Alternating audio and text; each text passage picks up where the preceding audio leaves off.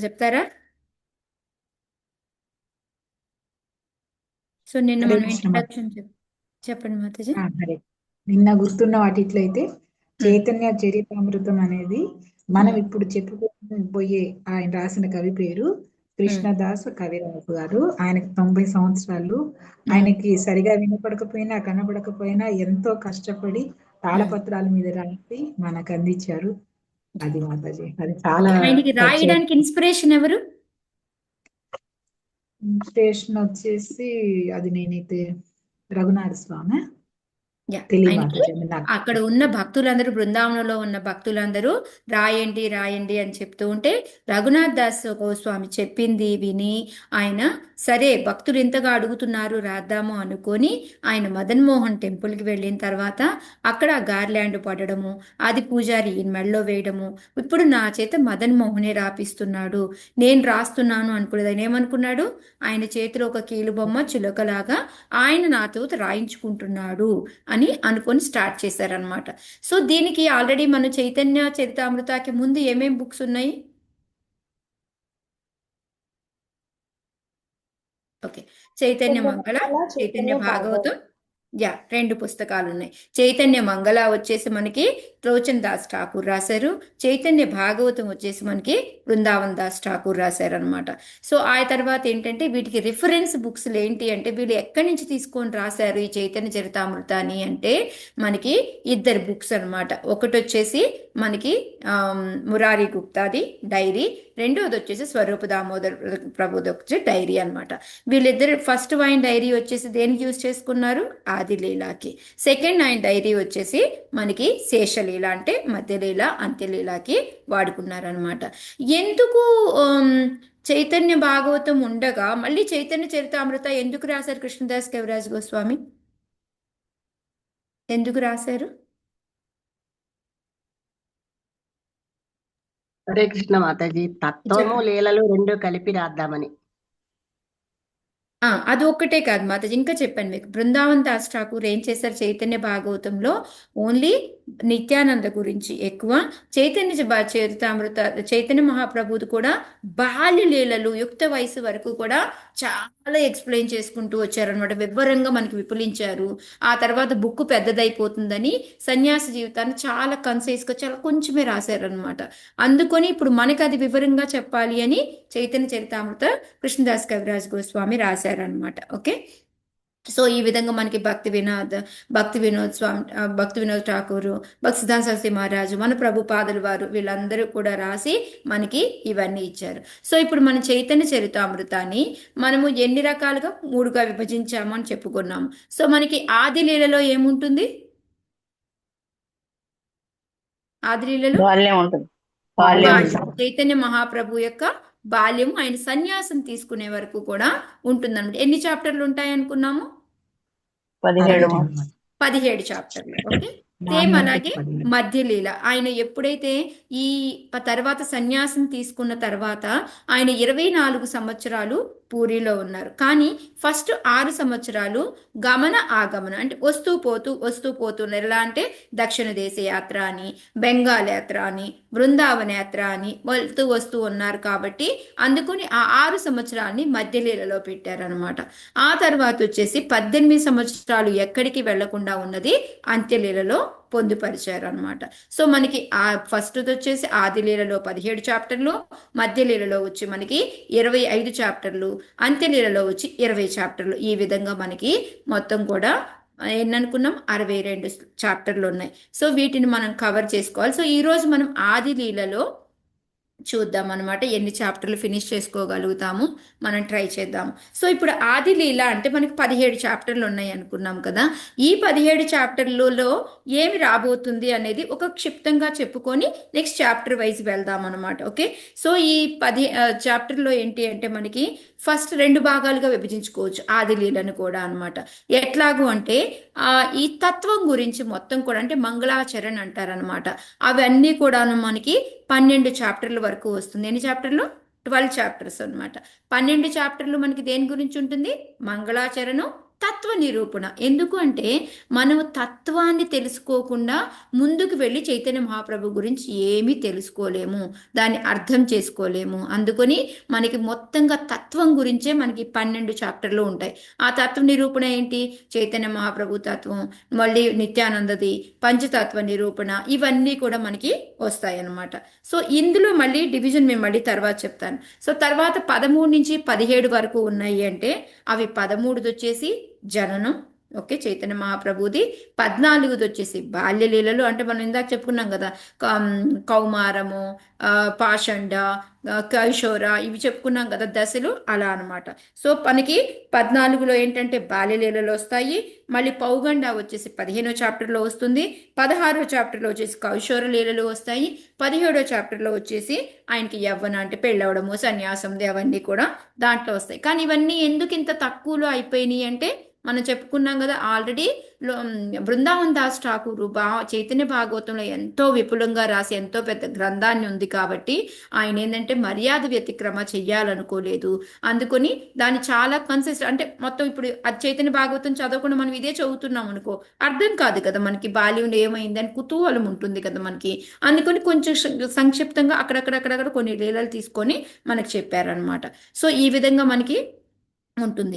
అయితే మిగతా ఫస్ట్ 12 చాప్టర్లు మంగళాచరణ అన్నాను, తత్వ నిరూపణ అన్నాను. మరి అవి ఏంటి అంటే మనకి ఫస్ట్ చాప్టర్ అన్నమాట. ఫస్ట్ నుంచి కూడాను మనకి ఫస్ట్ చాప్టర్లో ఫస్ట్ 14 శ్లోకాలు ఉంటాయి మనకి, ఓకే. ఈ 14 శ్లోకాలే ఈ 7 చాప్టర్లు, నథింగ్ బట్, ఓకే. అర్థమైందా మీకు? ఫస్ట్ చాప్టర్లో ఫస్ట్ 14 శ్లోకాలు ఏవైతే ఉన్నాయో ఆ శ్లోకాలను నిరూపించుకుంటూ, తత్వాలను నిరూపించుకుంటూ మనకి 7 చాప్టర్ల వరకు కూడా కృష్ణదాస్ కవిరాజ్ గోస్వామి తీసుకెళ్తారనమాట, ఓకే. సో ఆ విధంగా మనకి ఫస్ట్ 7 చాప్టర్స్ వరకు అది వెళ్తుందనమాట. 8th చాప్టర్ వచ్చేసి మనకి కవిరాజ్ గోస్వామి, కృష్ణదాస్ కవిరాజ్ గోస్వామికి ఏ విధంగా ప్రేరణ కలిగింది చైతన్య చరితామృతంలో రాయడానికి అనేది ఒక చాప్టర్ అంతా ఉందన్నమాట. 9 నుంచి మళ్ళీ మనకి 12 వరకు కూడాను మనకి ఎలా అయితే చైతన్య మహాప్రభు యొక్క గురువులు శాఖలు ఎలా వెళ్తుంది, శిష్యులది ఎలాగా అనేసి ఆ భక్తి కల్ప వృక్ష అనమాట, ఒక చెట్టు లాగా. ఆ చెట్టుకి ఒక్కొక్క కొమ్మ ఎవరెవరు, నిత్యానంద మహాప్రభుది ఒక కొమ్మ అయితే, అద్వైతది ఒక కొమ్మ అయితే, శ్రీవాసది ఒక కొమ్మ అయితే, మళ్ళీ వాళ్ళకు బ్రాంచ్లు, సబ్ బ్రాంచ్లు, వాళ్ళ కల్పవృక్ష ఎట్లా పెరుగుకుంటూ పోయిందని శాఖోపశాఖలుగా అవి మనకి 9 నుంచి 12 చాప్టర్ల వరకు కూడా ఉంటుందన్నమాట. మళ్ళీ 13, 14 చెప్పాను కదా చైతన్య మహాప్రభు బౌత్, అవన్నీ ఉంటాయి. సో ఇప్పుడు మనం ఏంటంటే చైతన్య చరితామృతాలో ఆది లీలలో ఫస్ట్ చాప్టర్లోకి వెళ్తున్నాం అనమాట. ఫస్ట్ చాప్టర్లో ఏం చెప్పాను నేను? ఫస్ట్ 14 శ్లోకాలు కూడా మనకి తత్వ నిరూపణ 7 చాప్టర్లు వస్తాయి. అవి ఏంటి అనేది నేను ఇప్పుడు మీకు చెప్తానమాట. సో ఫస్ట్ శ్లోక ఏదైతే ఉంటుందో మొత్తానికి ఫస్ట్ 1 నుంచి మనకి 6 శ్లోకాల వరకు కూడా చైతన్య మహాప్రభు తత్వ నిరూపణ ఉంటుందన్నమాట. ఈ 14 శ్లోకాలు ఏవైతే నేను చెప్పున్నానో 7 చాప్టర్ల కింద డివిజన్ అయి ఉంది అని, అది 1 నుంచి 6 వరకు కూడా శ్లోకాలు మనకి చైతన్య తత్వ నిరూపణ. ఇది కొంచెం ఏమిటంటే ఎంతో లాజిక్గా ఉంది మాతాజీ ఇదంతా అని, కానీ ముందుకు వెళ్తుంటే మీకే అనిపిస్తుంది. అందుకే చాలా మంది ఏం చేస్తారంటే స్టార్ట్ చేస్తారు. మాతాజీ కూడా చెప్పింది కదా, మనం చదువుతూ ఉంటే అమ్మో ఇది నా వల్ల కాదు అని నేను వదిలేశాను, కరోనా వల్ల నేను చదవగలిగాను ఎందుకంటే ఫోర్స్ ద్వారా ముందుకెళ్ళాను అని. సో అదేవిధంగా ఏంటంటే చాలా మంది ఈ ఆది లీలను స్టార్ట్ చేసి బాబో ఏంటో ఇంతలా తత్వం అని ఉంది అని. కానీ దాన్ని మనం లాజిక్గా అర్థం చేసుకుంటే చాలా ఈజీ అనమాట. ఓ ఇంతేనా అంటే ఇప్పుడు నేను చెప్పిన తర్వాత మీరు కనుక వెళ్ళి ఓపెన్ చేసుకొని చదువుకున్నారనుకో, ఓ ఇంతేనా ఇది చాలా బాగుంది, ఇలా బాగుంది అని మనకి ఇంకా ఆనందం పెరుగుతూ ఉంటుంది అనమాట. ఇంకా చదవాలి అని కుతూహలం వస్తుంది. సింగిల్గా మనం ఫస్టే మొదలు పెట్టామనుకోండి ఏమీ అర్థం కాదు, ఏంటో వెనక్కి ముందుకి ఉంది. ఎందుకంటే ఇప్పుడు చెప్తున్నాను కదా మనకి ఆల్రెడీ ఫస్ట్ 14 శ్లోకాలే 7 చాప్టర్ల వరకు, ఒక్కొక్క శ్లోకాన్ని మళ్ళీ తత్వం నిరూపించుకుంటూ వెళ్తున్నారు, దాని ఎక్స్ప్లెనేషన్ ఇస్తూ ఉంటారు.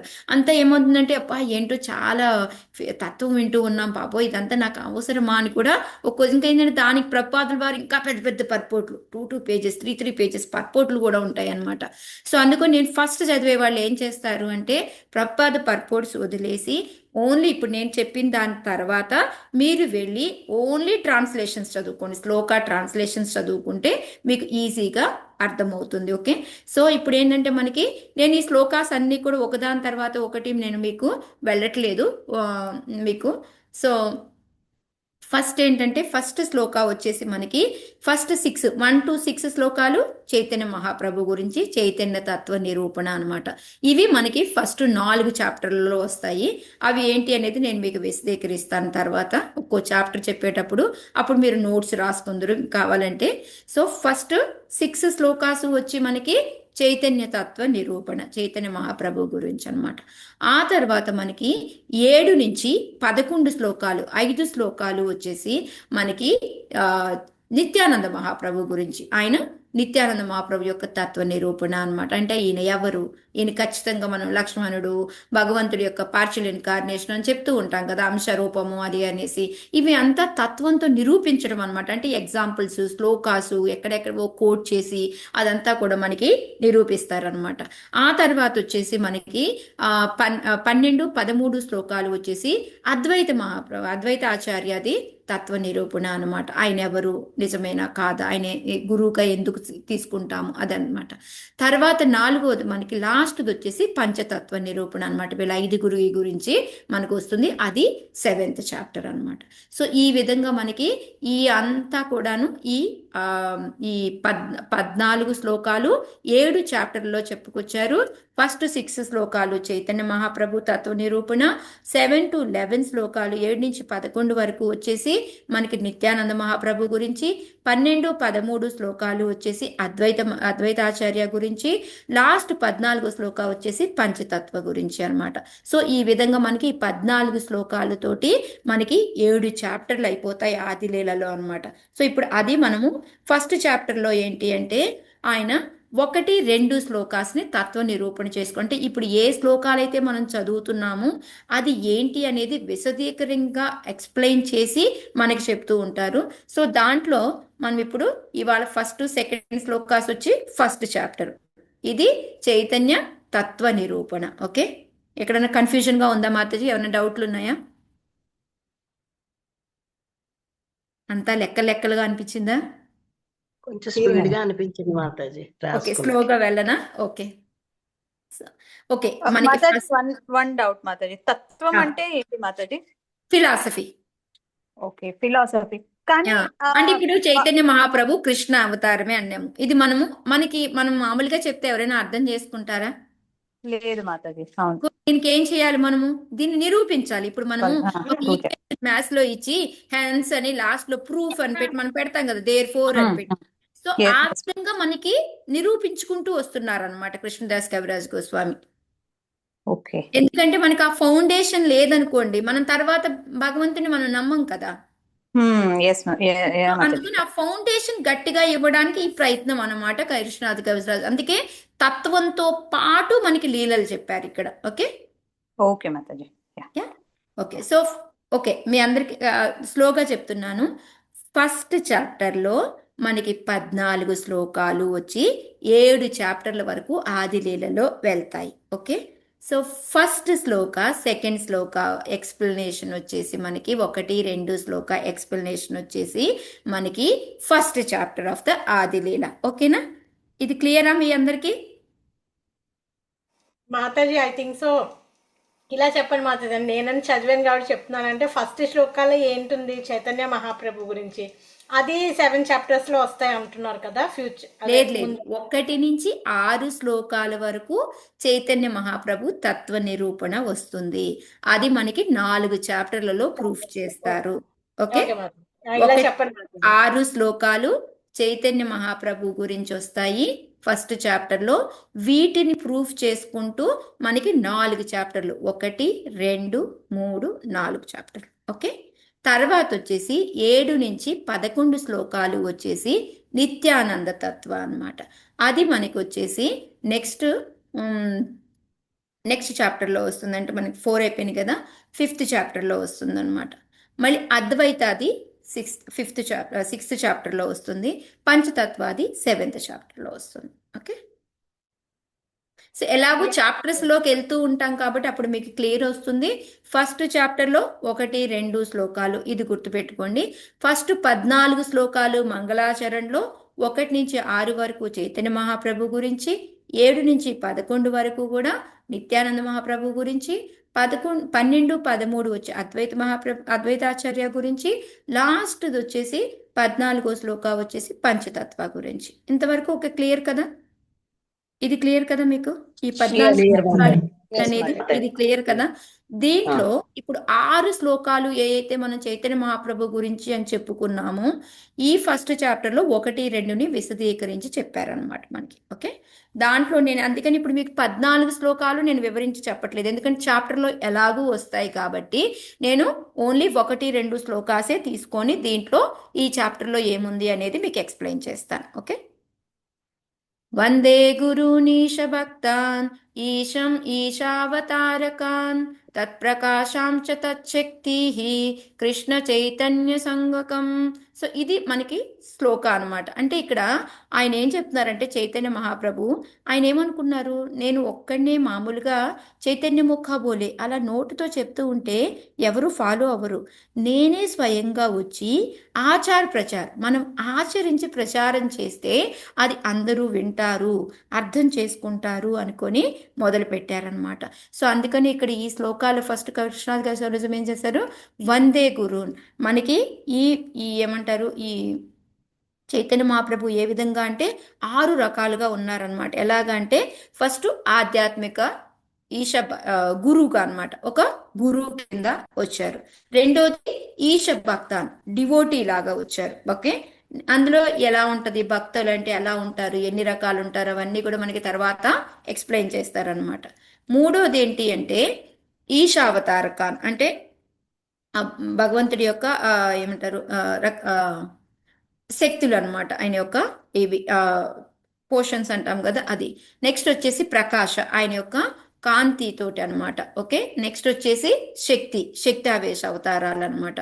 ఆ తర్వాత వచ్చేసి లార్డ్ హిమ్సెల్ఫ్ అనమాట, భగవంతుడి కృష్ణుడే స్వయంగా వచ్చినట్టు. సో ఈ విధంగా 6 రకాలుగా అనమాట, గురువులాగా, భక్తుడిలాగా, ఓకే, మళ్ళీ ఒక శక్తిలాగా. ఈశావతారక అని అంటే మీకు తెలుగులో ఏమంటారో నేను అదొకటే ఆలోచిస్తున్నాను. ఎవరి దగ్గర తెలుగు బుక్ ఉందా మాతాజీ? హరే కృష్ణ అంశ మాతాజీ. అవతారాలు స్వయం మాతాజీ. ప్రకాశక అని చెప్పారు మాతాజీ. యా, స్వయం ప్రకాశక అని చెప్పారు. భగవంతుడి అవతారాలు అది స్వయం ప్రకాశ లార్డ్ హిమ్సెల్ఫ్ మాతాజీ. ఓకే, మొత్తం 6 మాతాజీ. ఫస్ట్ది వచ్చేసి మనకి గురువు అన్నమాట. రెండోది వచ్చేసి మనకి భక్తి అవతారాలు, భక్తులు అనమాట, భక్తుడిగా అనమాట. తర్వాత వచ్చేసి ఈశ అంటే స్వయం ప్రకాశం. ఆ తర్వాత ప్రకాశ అంటే ఏంటంటే ఆయన అవతారాలు, మళ్ళీ శక్తి అవతారాలు, అంశ అవతారాలు. స్వయము, శక్తి, అంశ. ఓకే, అది 3 వస్తుంది.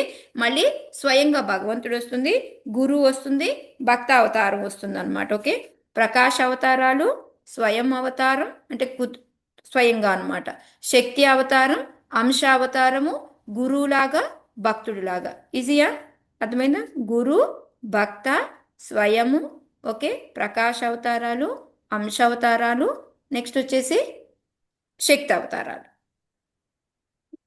6 వచ్చాయా మీకు?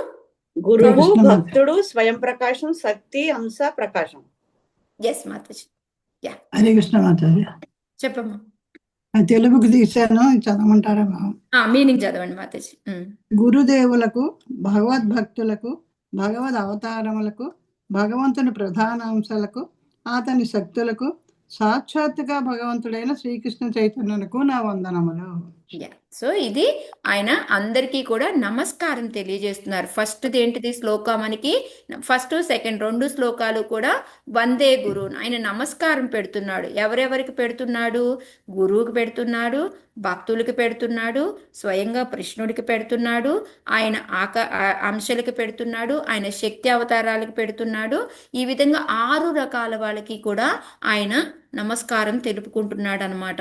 సో 2వ శ్లోక వచ్చేసి మనకి ఏం చెప్తారు అంటే ఆయనది 2వది కూడా నమస్కారమే అనమాట. కాకపోతే ఇప్పుడు అందరినీ కలిపి చెప్పాడు కదా, ఇప్పుడు అట్లా కాకుండా స్పెషల్ నమస్కారం అనమాట. లేదు నేను ఓన్లీ వీళ్ళకే చెప్తున్నాను అనేసి 2వ శ్లోకాన్ని చెప్తూ ఉన్నారు మనకి. అదేంటంటే వందే శ్రీకృష్ణ చైతన్య నిత్యానందౌ సహోదితౌ గౌడే దయే పుష్పవంతౌ చిత్రౌ సందౌ తమోనుదౌ. ఇప్పుడు దీని మీనింగ్ చదవండి మాతాజీ. హరే కృష్ణ. సూర్యచంద్రుల వంటి శ్రీకృష్ణ చైతన్యునికి శ్రీ నిత్యానందునికి వందనములు. అజ్ఞానాంధకారాన్ని తొలగించడానికి వారు ఏకకాలంలో గౌడ దేశంలో ఆవిర్భవించి ఆ విధంగా అందరినీ అద్భుతంగా అనుగ్రహించారు. ఈ అద్భుతంగా ఏం అనుగ్రహించారు ఏంటి అనేది మనకి తర్వాత ఎక్స్ప్లెయిన్ చేస్తాడు. సో ఈ విధంగా మనకి 14 శ్లోకాలు స్టార్టింగ్లో వస్తాయి.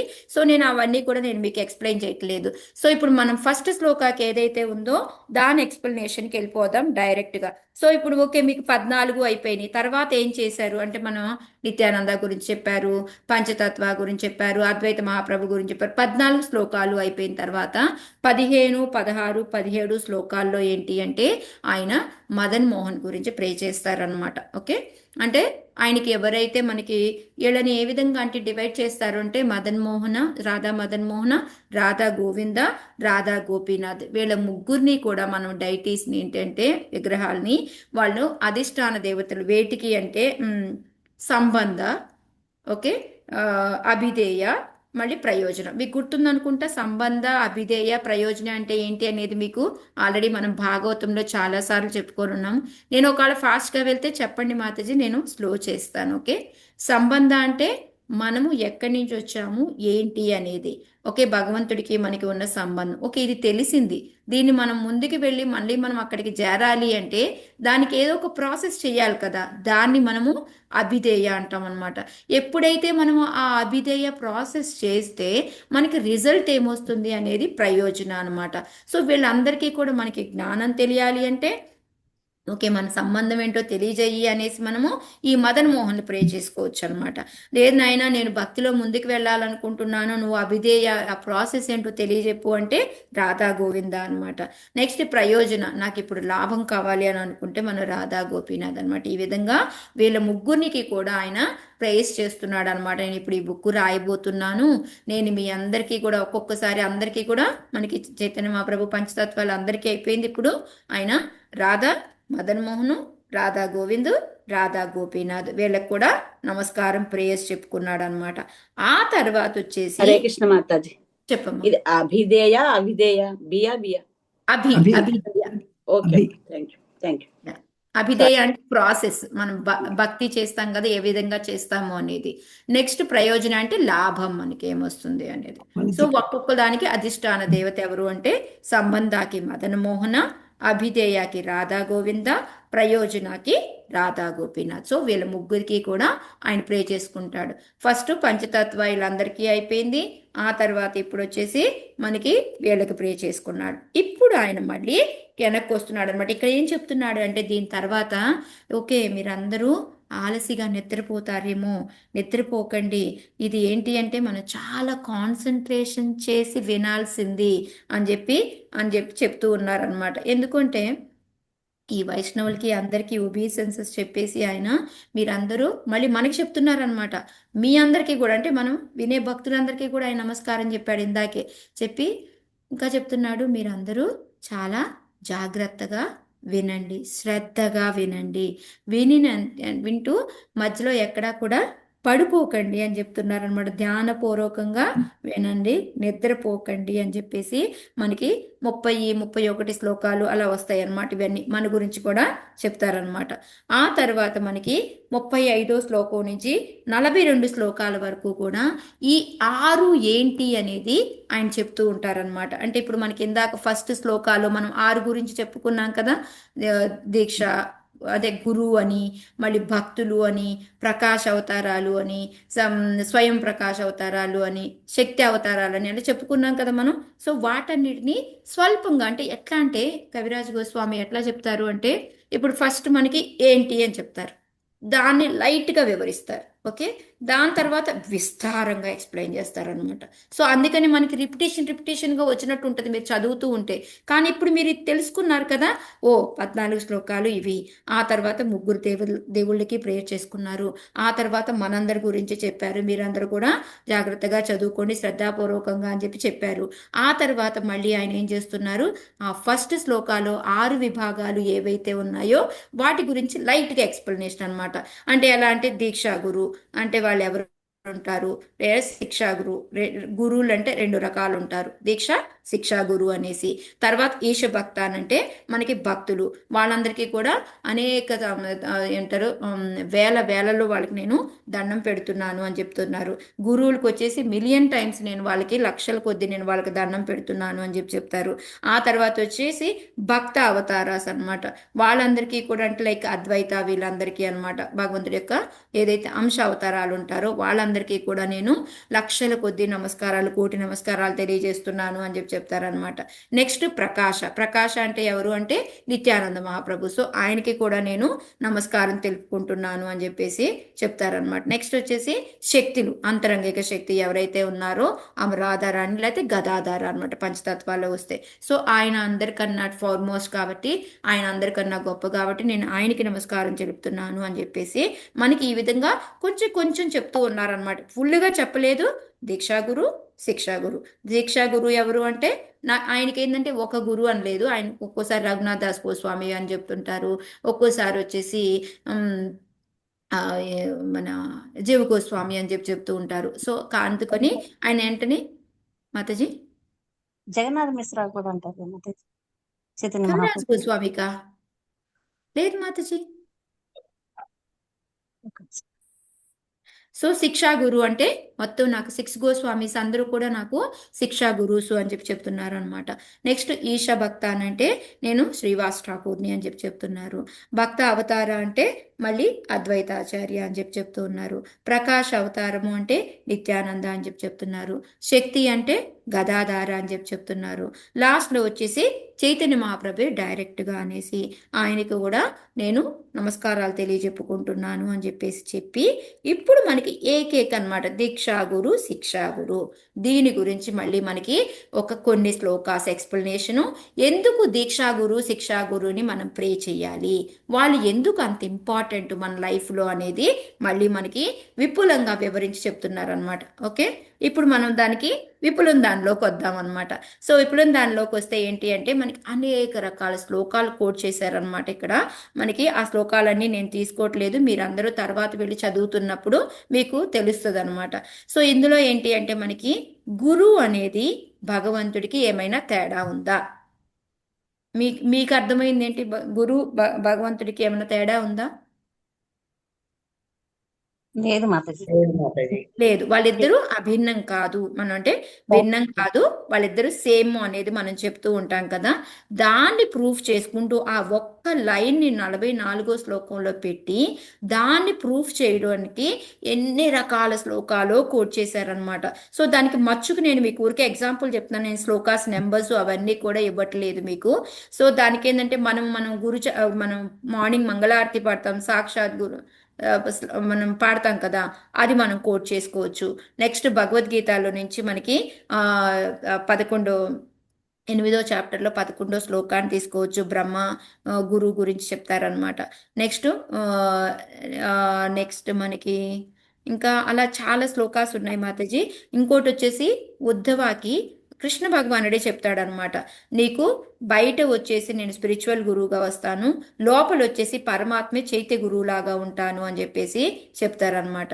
నెక్స్ట్ వచ్చేసి మనకి కృష్ణ అర్జునుడికి కూడా చెప్తాడనమాట, నేనే ఆ అండర్స్టాండింగ్ అనేది నీకు నేనే ఇస్తాను అని చెప్తారనమాట.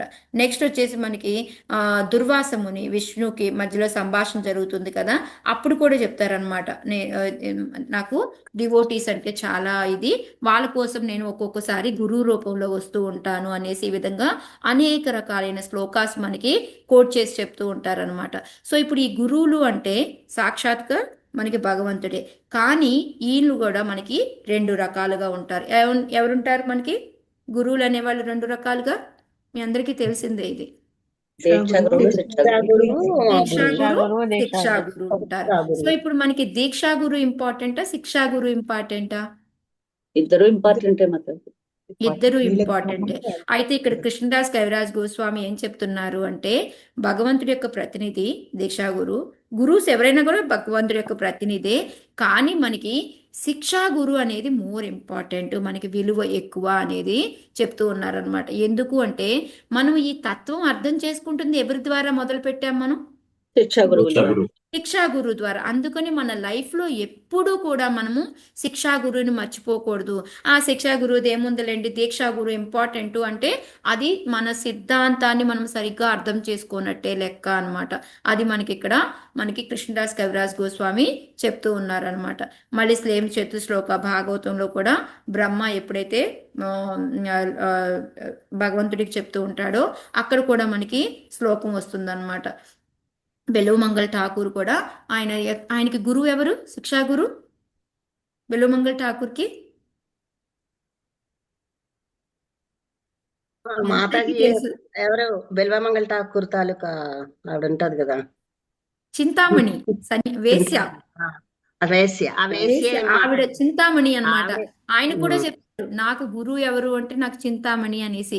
సో ఆమెకి నేను ఎన్ని రకాలుగా నమస్కారాలు చెప్పినా తప్పు లేదు, ఆమె గురువుతో దేవుడితో సమానం అనేసి. సో ఈ విధంగా ఏంటంటే ఎన్నో రకాల ఇవి మనకి కోట్ చేసుకుంటూ చెప్పుకొచ్చారనమాట. సో ఇప్పుడు మనకి గురువు అంటే మనకి ఇద్దరు ఉంటారు. మనకి ఎగ్జాంపుల్స్ తోటి గురువు వచ్చేసి నథింగ్ బట్ భగవంతుడే, ఆయన భగవంతుడి యొక్క ప్రతినిధే. కాకపోతే మనం అలా చూస్తాం, కానీ వాళ్ళు క్లెయిమ్ చేసుకోకూడదు నేను భగవంతుడిని అనేది, అది తప్పు. ఓకేనా? కానీ మనం భగవంతుడిలాగా చూడడం తప్పు కానే కాదు, ఇది మనం గుర్తుపెట్టుకోవాలన్నమాట. సో అప్పుడప్పుడు చైత్య గురువులాగా శిక్షా గురువులాగా ఈ విధంగా భగవంతుడు వస్తూ ఉంటాడు అని చెప్పేసి మనం ఇదంతా కూడా తెలుసుకున్నాం అనమాట. సో ఇదంతా కూడా మనకి సో మెనీ శ్లోకాస్లో అయినా ఎక్స్ప్లెయిన్ చేస్తారనమాట. ఆ తర్వాత మళ్ళీ ఇప్పుడు మనకి గురువు అయిపోయింది. గురువులో దీక్ష శిక్షా గురు, శిక్షా గురువుకి ఎక్కువ వాల్యూ ఇవ్వాలి. మనకి భగవంతుడితో వాళ్ళు సమానము, తేడా ఏమీ లేదు అనడానికి మనకి నిరూపించారనమాట. ఆ తర్వాత మనకి సెకండ్ మనకి రెండో పార్ట్ ఏంటిది, మనకి భక్తులు. ఓకే, సో ఆ భక్తుల్లో ఏంటి అంటే దాంట్లో కూడా 2 రకాల భక్తులు ఉంటారు అని చెప్పేసి చెప్తూ ఉన్నారనమాట. ఆ భక్తులు ఎవరు అంటే ఒకళ్ళు వచ్చేసి శుద్ధ భక్త, రెండో వాళ్ళు వచ్చేసి సాధన భక్త ఉంటారనమాట.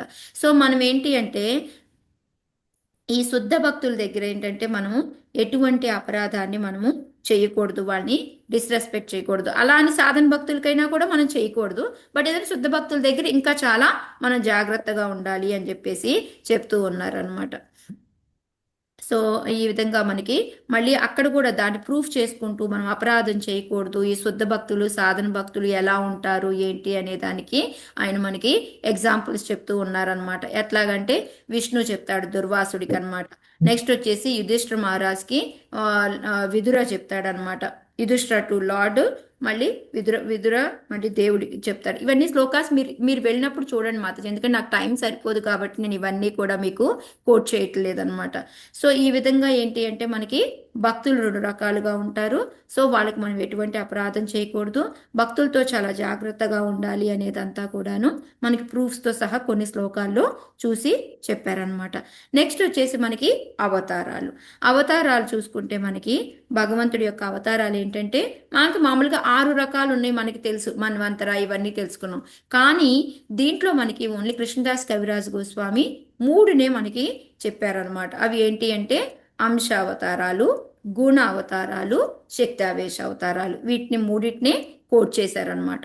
సో అంశ అవతారాలు అంటే ఏంటంటే మత్స్య, కూర్మ ఇవన్నీ కూడా వస్తాయి.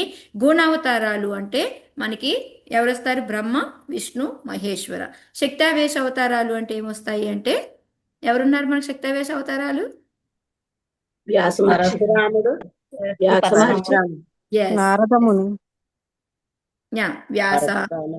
పృథు మహారాజు వీళ్ళందరినీ కూడా మనం తీసుకోవచ్చు అనమాట.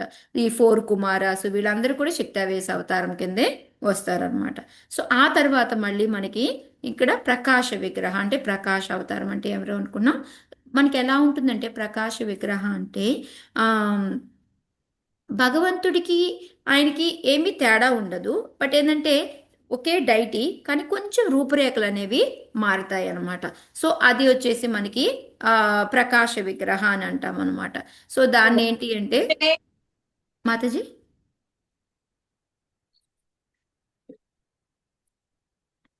మనకి ప్రకాశ విలాస అని 2 రకాల విగ్రహాలు వస్తాయి. ఓకే, ప్రకాశ రూపం విలాస రూపం అని చెప్తామన్నమాట.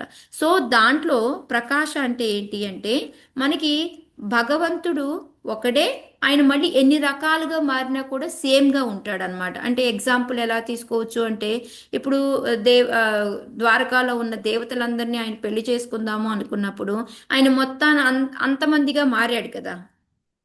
అందులో ఏమన్నా తేడా ఉందా? ఒకలాగా ఒకలాగా ఉన్నారా? లేదు. అందరూ ఒకలాగే ఉన్నారు. సేమ్ గా అలాగే మారారు ఇంకోసారి ఎప్పుడు? రాసలీలప్పుడు మాతాజీ వెరీ గుడ్ మాతాజీ. సో ఈ రెండు మనం ఎలా తీసుకోవచ్చు? ప్రకాశ అన్నమాట, ప్రకాశ విగ్రహ అని తీసుకోవచ్చు అనమాట. అదే విలాస విగ్రహ అంటే ఏంటి అంటే ఆయన సేమే ఐడెంటిటీస్, అదే డైటీస్ విగ్రహం సేమ్ గానే ఉంటుంది, బట్ కొంచెం మారుతూ ఉంటుంది అనమాట. అంటే ఒక రూపురేఖలు మారటము అట్లా ఉంటుంది అనమాట. అంటే సేమ్ శక్తితోటి సేమ్ అనమాట, కానీ రూపం అనేది మారుతుంది అనమాట. ఇందాక దాంట్లో ప్రకాశ దాంట్లో రూపం మారదు, ఇక్కడ విలాస దాంట్లో ఏంటంటే రూపం మారుతుంది అనమాట. ప్రకాశ రూప విగ్రహ, విలాస రూప విగ్రహ అంటాం అనమాట. సో దీనికి ఎగ్జాంపుల్ ఏం చెప్పుకోవచ్చు మనం? వైకుంఠంలో ఒక భగవంతుడు తప్ప మిగతా వాళ్ళందరూ ఒకలాగా ఉంటారు, కానీ విష్ణుమూర్తికి మాత్రం ఒకటి వైజయంతి మాల ఉంటది, అదే మనము బలరాముడిని తీసుకోవచ్చు, నారాయణుని తీసుకోవచ్చు, లేకపోతే ఫోర్ కుమారస్ కాదు, మన ఏమంటారు చతుర్భుజం, చతుర్వ్యూహం అంటాం కదా, మొత్తం వ్యాసదేవ, సంకర్షణ, ప్రద్యుమ్న, అనిరుద్ధ ఉంటాం కదా. వీళ్ళందరినీ అనమాట. వీళ్ళు ఏంటంటే భగవంతుడి యొక్క శక్తిని యాజ్ ఇట్ ఈస్ తీసుకొని వస్తారు, బట్ కానీ ఏంటంటే ఆయన ఉన్న క్వాలిటీస్ అన్నీ కూడా సేమే, కానీ ఓన్లీ ఏంటంటే ఆకారం మారుతుంది అనమాట. అంతే కదా. బలరాముడు సేమ్ కృష్ణులాగా ఉంటాడా? సేమ్ కలరా? కాదు. కానీ క్వాలిటీస్ కానీ శక్తి కానీ ఏది చూసుకుని ఏమన్నా తక్కువ ఉంటుందా బలరాముడి దగ్గర? ఏమీ ఉండదు. అందుకని వీటిని ఏమంటారు మనం? విలాస రూప విగ్రహ అంటారు. బలరాముడు కాక ఇంకెవరి పేరు చెప్పారు మాతాజీ? బలరాముడు, నారాయణ, వైకుంఠంలో ఉన్న నారాయణ, ప్లస్ మనకి చతుర్వ్యూహం అంటాం కదా, సంకర్షణ, ప్రద్యుమ్న, అనిరుద్ధ, వాసుదేవ. ఇవన్నీ కూడా మనం తీసుకుంటాం అనమాట. సో ఈ విధంగా మనకి ప్రకాశానికి సంబంధించి ఆయన మనకి ఎక్స్ప్లెనేషన్ చేశారనమాట. సో ఆ తర్వాత వచ్చేసి మనకి శక్తి వస్తే భగవంతుడి యొక్క శక్తి అనేది 3 రకాలుగా ఉంటుంది. ఓకే, భగవంతుడి మనకి అందరికీ తెలిసిందే, అది భగవంతుడి యొక్క శక్తి మనకి 3 రకాలుగా ఉంటుంది. అది ఎలాగా అంటే ఒకటి వచ్చేసి లక్ష్మీదేవులు. ఫస్ట్ ఆయన యొక్క శక్తి లక్ష్మీదేవులు, వైకుంఠంలో ఉన్న లక్ష్మీదేవి అనమాట. నెక్స్ట్ వచ్చేసి ద్వారకలో ఉన్న రాణులు అనమాట. సో వాళ్ళు వచ్చేసి సెకండ్ కేటగిరీకి వస్తారనమాట. ప్రప్రథమంగా ఎవరు వస్తారు అంటే గోపీస్ అనమాట. ఏదైతే బ్రజధామంలో ఉంటారో ఆ గోపీస్ అందరూ కూడాను ఈ శక్తి, అంటే మీరు శక్తి అంటే శక్తావేశ అవతారాలు అనుకోకండి, భగవంతుడి యొక్క శక్తి అనమాట. భగవంతుడి యొక్క శక్తి ఎలా ఉంటుంది అంటే 3 రూపాల్లో కన్వర్ట్ అయి ఉంటుంది. అది ఒకటి లక్ష్మీదేవి కింద మారటం, వైకుంఠంలో ఉన్న లక్ష్మీదేవి కింద. రెండోది అది కనిష్టం కింద వస్తుంది. సెకండ్ కింద ఏమొస్తుంది అంటే రాణులు అనమాట, ద్వారకలో ఉన్న రాణులు. మూడోది దేని కింద వస్తుందంటే గోపీస్ అనమాట. సో ఈ విధంగా మనకి శక్తులు ఏ విధంగా మారుతాయి ఏంటి అనేది మనకి చెప్తూ ఉన్నారనమాట. ఆ తర్వాత వచ్చేసి మనకి లాస్ట్ది ఏం మిగిలింది మనకి?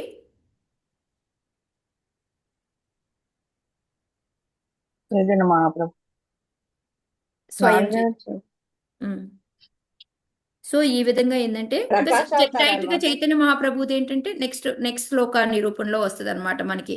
సో అదే అందుకని ఇంతవరకే చెప్పేసి అక్కడ మనకి ఇక్కడ ఆపుతారనమాట. ఓకే, ఇంకా మనం ఏంటి అంటే ఇంత మనకి చెప్పినప్పటికీ కూడాను మనము ఇప్పుడు వీళ్ళందరికీ నమస్కారం చేసుకొని ఈ తత్వం గురించి అర్థం చేసుకోవాలి. ఇప్పుడు స్పెషల్ నమస్కారం మామూలు నమస్కారం అందరికీ కలిపి పెట్టాడు అనమాట. ఇప్పుడు అలా కాకుండా స్పెషల్ నమస్కారం వచ్చేసి సెకండ్ శ్లోకాకి చెప్తూ ఉన్నారనమాట. సెకండ్ శ్లోక హరే కృష్ణ మాతాజీ, ఈ ప్రకాశం వేరు స్వప్రకాశం వేరు చెప్పారు కదా, స్వయం ప్రకాశం వేరు చెప్పారు కదా. అవును మాతే, స్వయం ప్రకాశం ఇది కదా స్వయం ప్రకాశం భగవాన్ అమ్మా. మాతాజీ మొత్తం చూడండి 6. గురువు వచ్చేసి దీక్షా గురు, శిక్షా గురు అవునమ్మా. ఫస్ట్ది. రెండోది వచ్చేసి భక్త అవతార్. ఓకే, శుద్ధ భక్తులు సాధన శుద్ధ భక్తుడు, సాధన భక్తుడు. జస్ట్ సింపుల్ ఇది రాసుకోండి, మీరు ఎక్కువ అక్కర్లేదు. ఈశా అంటే భగవాన్ స్వయం అన్నమాట. ఓకే, నెక్స్ట్ ప్రకాశ. ప్రకాశ అంటే మనకి భగవంతుడు అనేక రూపాలుగా వస్తాడు, కానీ సేమ్ గా ఉంటాడు. ఒక్కొక్కసారి సేమ్ గా ఉండడు, డిఫరెంట్ అవతారం అంటే చిన్న ప్రకాశ విలాస. ఓకే, అదైపోయింది మీకు. నెక్స్ట్ శక్తి. భగవంతుడి యొక్క శక్తి అనేది 3 రకాలుగా ఉంటుంది. ఓకే, అది వచ్చేసి మనం లక్ష్మీదేవి, రాణులు, మూడోది వచ్చేసి బృందావనంలోని గోపికలు. బృందావనం, ఇదనమాట. నెక్స్ట్ పార్షియల్ అన్నమాట. మూడోది వచ్చి అంశ అవతారాలు. అంశ అవతారాలు అంటే ఎలా ఉంటాయి అంటే, మనం దాంట్లో ఎన్నో రకాలు ఉన్నాయి, కానీ దానిలో మనం 3గా విభజించాము. అవి ఏంటి అంటే అంశ అవతారాల్లో ఇదంటారు, ఒకటి అంశ అవతారమే వస్తుంది, రెండోది వచ్చేసి శక్త్యావేశ అవతారం వస్తుంది, మూడోది వచ్చేసి గుణ అవతారం వస్తుంది. ఓకే, 6 అయిపోయినాయా? క్లియర్? ఇంకా చైతన్య స్వయంగా వచ్చారు కాబట్టి దాని గురించి మనకి ఎక్కువ ఎక్స్ప్లెనేషన్, ఎందుకంటే సెకండ్ దాంట్లో అదే చెప్పబోతున్నారు కాబట్టి అందుకని. Okay okay, yeah. హంస అవతారం, గుణ అవతారం, శక్త్యావతారం, శక్త్యావేశ అవతారం, అంశ అవతారం. అంశ అవతారంలో మనకి మత్స్య, కూర్మ ఇవన్నీ వస్తాయి, 10 అవతారాలు వస్తాయి. మనకి గుణావతారంలో బ్రహ్మ, విష్ణు, మహేశ్వర వస్తారు. శక్త్యావేశ అవతారంలో పృథు మహారాజు, నారద మహర్షి, నారదులు వీళ్ళంతా వస్తారు. Okay, yeah. హరే కృష్ణ మాతాజీ. ఇక్కడ శక్తులు ఆధ్యాత్మిక అది చెప్తారు కదా మాతాజీ, ఇక్కడ మరి ఈ శక్తులు డిఫరెంట్ గా అనిపించింది. లేదు మాతాజీ, ఇది ఇంటర్నల్, భగవంతుడి యొక్క లోపల శక్తులు మాతాజీవి.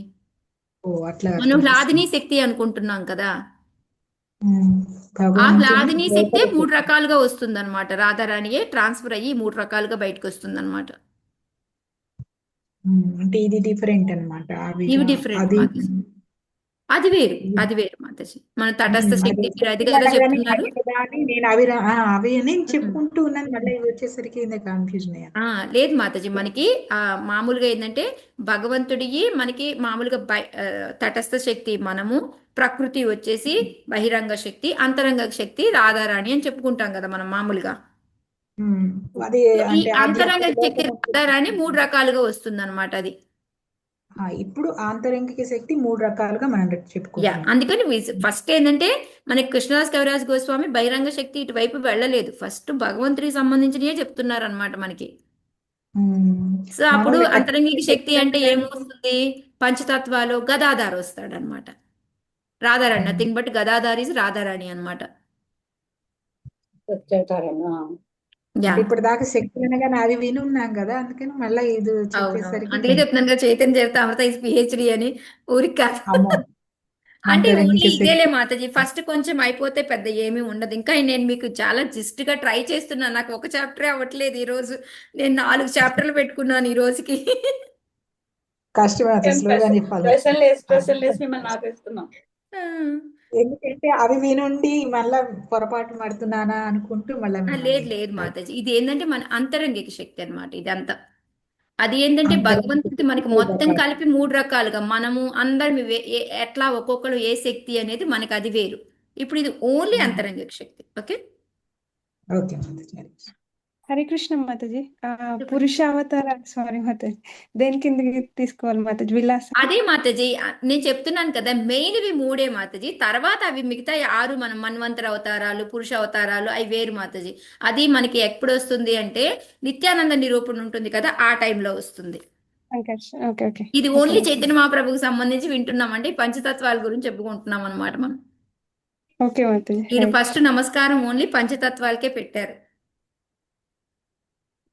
ఓకే, కాకపోతే ఏంటంటే దాన్ని ఇంకా గురువు అంటే ఏంటి మొత్తం వివరించారు అనమాట మనకి ఆ శ్లోకా గురించి పూర్తిగా.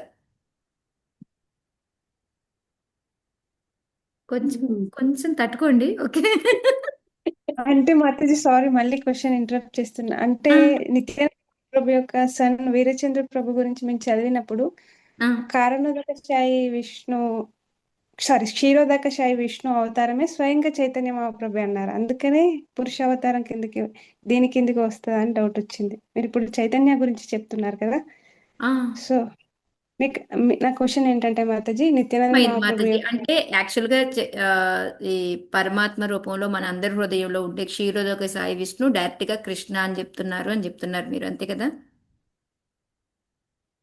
ఆ, లేదు లేదు మాతాజీ, నాకు అక్కడ డౌట్ ఏంటంటే ఆ, వీరచంద్ర ప్రభు స్వయంగా చైతన్య మహాప్రభువే వీరచంద్ర ప్రభుగా వస్తారు అని నేను చదివాను మాతాజీ. వీరచంద్ర అంటే ఎవరు, నాకు అది అర్థం కాదు. వీరచంద్ర నిత్యానంద మహాప్రభు యొక్క వాళ్ళ సన్ మాతాజీ. ఆ, ఓకే ఓకే. వసుధ. ఆహా. ఓకే. లేదు సో ఆ మాతాజీ, బుక్ డైరెక్ట్ గా రారే. ఎక్కడ అంటే మాతాజీ? రిఫరెన్స్ మాతాజీ ఉమ్. నిత్యానంద చరితామృతిలో ఉంటుంది మాతాజీ, చైతన్య భాగవత నుంచి విన్నప్పుడు. ఓకే. ఆహా, సో ఓకే. మేబీ అందులో మాతాజీ ఆయన శక్తి వచ్చి ఉంటుంది అంతే తప్ప, అంటే ఇప్పుడు మనము నా వ్యాసదేవుడు, డౌట్ అదే మాతాజీ. యా నా డౌట్ మాతాజీ, ఏంటంటే అంతేకాని డైరెక్ట్ గా ఓకే ఓకే చైతన్య మాతాజీ. మహాప్రభు ఓన్లీ ఒక్కసారి జన్మ తీసుకుంటారు కదా, మీకు అవన్నీ కూడా ముందు వస్తాయి. Okay. Yeah, okay Mataji. Krishna అయినా సరే చైతన్య మహాప్రభు అయినా ఒకేసారి జన్మ తీసుకుంటారు మాతాజీ.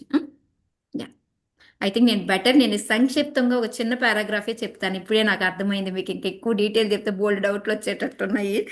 ఓకే. ఏంటంటే 5 minutes జిస్ట్ ఉంటుంది చాప్టర్ది, ఆ విధంగా చెప్తాను. అప్పుడైతే వన్ డేలోనే నేను 5 ఇలా ఫినిష్ చేయొచ్చు. ఓకే మాతాజీ, నో ప్రాబ్లం. ఇవన్నీ తెలుసుకోవాలి కాబట్టి, మీరు ఆల్రెడీ భాగవతం నాది అయిపోతూ ఉంది కాబట్టి మనం ముందుకెళ్తున్నాం కాబట్టి తెలుసుకుందాం ఇక. ఓకే. సో ఇప్పుడు ఇక్కడ మనకి సెకండ్ శ్లోక అన్నమాట. సో ఇందాక ఏం చెప్పారు, నేను 1, 2 శ్లోకాలు ఏంటని చెప్పాను, నమస్కారం అని చెప్పాను.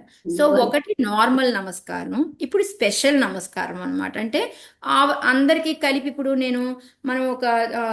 మనం అందరిమీ వచ్చామనుకోండి, హరే కృష్ణ నమస్కారం అని పెట్టాను అనుకోండి, అందరికీ వెళ్తుంది. మన గోపికా గీతంలో ఉన్న అందరికీ నమస్కారం హరే కృష్ణ అంటే. అలా కాకుండా అమ్మ కనుకోండి మాతాజీ మీకు నమస్కారం, జై శ్రీ మాతాజీ మీకు నమస్కారం అని చెప్తే అది ప్రత్యేక నమస్కారం అవుతుంది కదా, స్పెషల్ నమస్కారం అవుతుంది కదా. సో అట్లాగా ఇప్పుడు ఆయన ప్రత్యేక నమస్కారం చేస్తున్నాడు అనమాట. అది ఏంటి అంటే మనకి ఆ శ్లోక ఆల్రెడీ మీకు చెప్పున్నాను కదా నేను ఇందాక. సెకండ్ శ్లోక, వందే శ్రీకృష్ణ చైతన్య నిత్యానందౌ సహోదితౌ గౌడోదయే పుష్పవంతౌ చిరౌ సందౌ తమోందౌ. అంటే ఈ శ్లోక ఏంటి అంటే ఇక్కడ మనకి ఇందాక మాతాజీ కూడా చదివారు, మనకి శ్రీకృష్ణ చైతన్య మహాప్రభు నిత్యానంద మహాప్రభు వీళ్ళిద్దరూ సహోదితౌ, ఇద్దరు అన్నమాట. వాళ్ళిద్దరూ ఎక్కడ జన్మ తీసుకున్నారు, గౌడోదయ దగ్గర తీసుకున్నారు అనమాట. అది ఎంత అత్యద్భుతంగా ఉంది అనేది చెప్తున్నారు. ఎందుకు అది అంత అత్యద్భుతము ఏంటి అనేది మనకి ఇక్కడ రాస్తూ ఉన్నారనమాట. ఏంటి అంటే ఇప్పుడు మనకి వీళ్ళు ఏ విధంగా వచ్చారు అంటే మనలో ఉన్న ఏమంటారు, మన హృదయంలో ఉన్న అజ్ఞానాన్ని తీసేయడానికి వచ్చారు. ఇప్పుడు మామూలుగా సూర్యుడు చంద్రుడు వచ్చారనుకోండి, నిన్న కూడా చెప్పాను నేను మీకు దేనికో కానీ ఇది, వాళ్ళు వస్తే ఏమవుతుంది, ఓన్లీ మనకి ఏదైతే లైట్ ఉంటుందో అది మనకి కనపడుతుంది అంతే కదా, మనకి ఉన్నది మనకి కనపడుతుంది. కానీ మన లోపల ఏమైనా ఉన్నదో అది కనపడుతుందా మనకి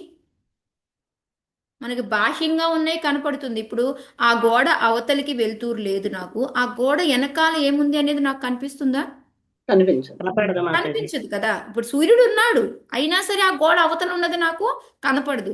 కానీ వీళ్ళిద్దరూ ఏంటి అంటే చక్కగా మన అందరి లోపలికి వచ్చి మన హృదయాలలో ఉన్న ఏమంటారు అజ్ఞానాన్ని తొలగించడానికి వీళ్ళు వచ్చారనమాట. అందుకని ఇది ఒకసారి పేర్లు మళ్ళీ చెప్పరండి. చైతన్య మహాప్రభు, నిత్యానంద సహోదిత, వీళ్ళిద్దరే అనమాట. ఇప్పుడు ఇద్దరికి ప్రత్యేక నమస్కారం చెప్తున్నాడు అనమాట ఆయన.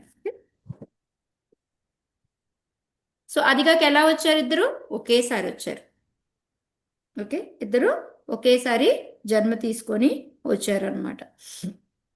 ఇంకా ఏంటంటే ఇక్కడ ఈ చైతన్య మహాప్రభు అంటే మనకి సంక్షిప్తంగా చెప్తారు కదా.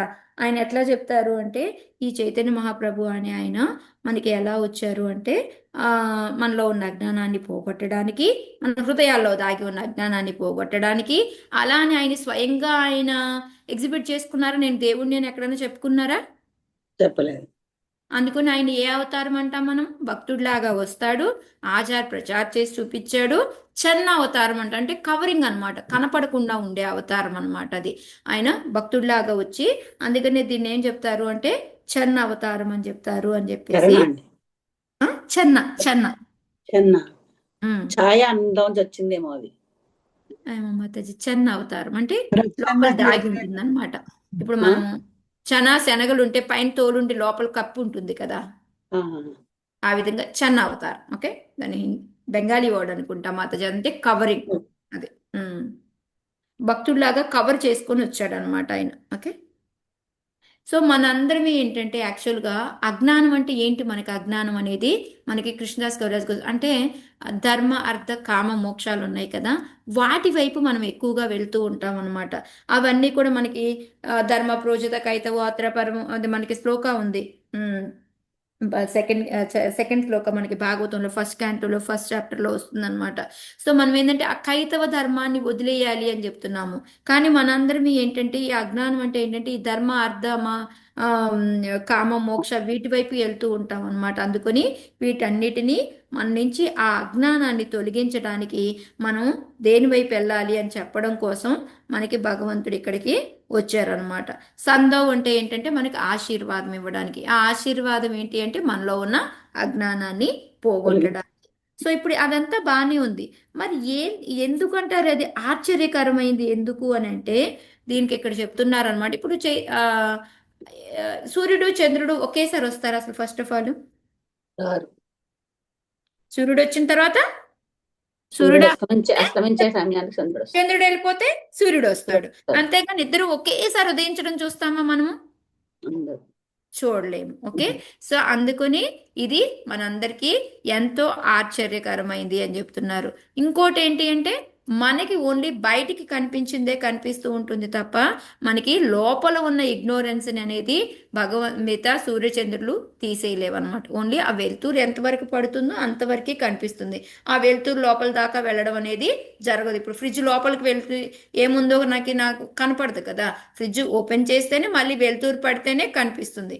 కానీ ఇక్కడ అలా కాకుండా వాళ్ళు మన లోపల హృదయాల్లో ఉన్న అజ్ఞానాన్ని కూడా తొలగిస్తారు. కాబట్టి అందుకొని మనందరికీ కూడాను ఇది అత్యంత ఏమంటారు చిత్రవు అంటే వెరీ ఆశ్చర్యకరమైంది అని చెప్పేసి చెప్తూ ఉన్నారనమాట.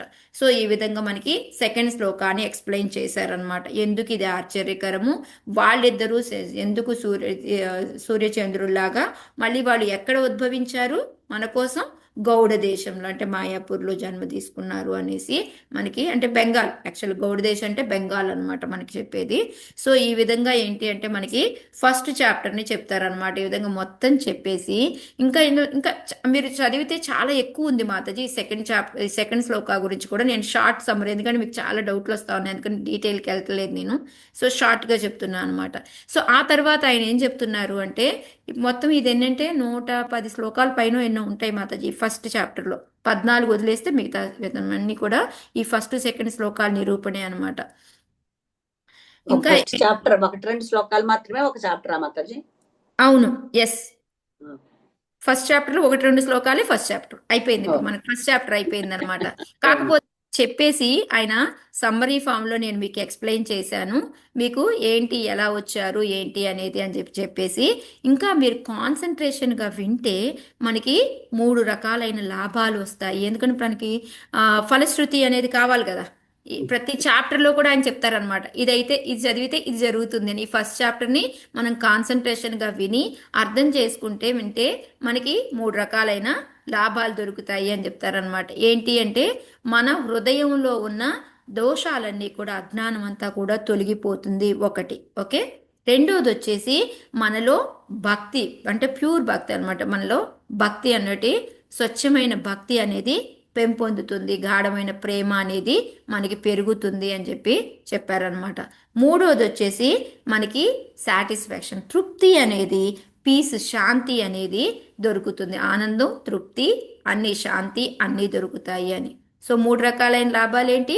ఒకటి, మన హృదయంలో ఉన్న అజ్ఞానం, వాటి వలన మనం ఏవైతే దోషాలు చేస్తూ ఉంటామో అవన్నీ కూడా తొలగిపోతాయి. రెండోది వచ్చేసి కృష్ణుడి మీద గాఢమైన ప్రేమ పెరుగుతుంది. మూడోది వచ్చేసి మనకి సాటిస్ఫాక్షను, శాంతి, తృప్తి, ఇవన్నీ అంటే సాటిస్ఫాక్షన్ తృప్తి కదా, ఆనందం, తృప్తి, శాంతి మీరు దొరుకుతాయి. ఓకే, సో ఇందుకోసం మనం ఏం చేయాలి?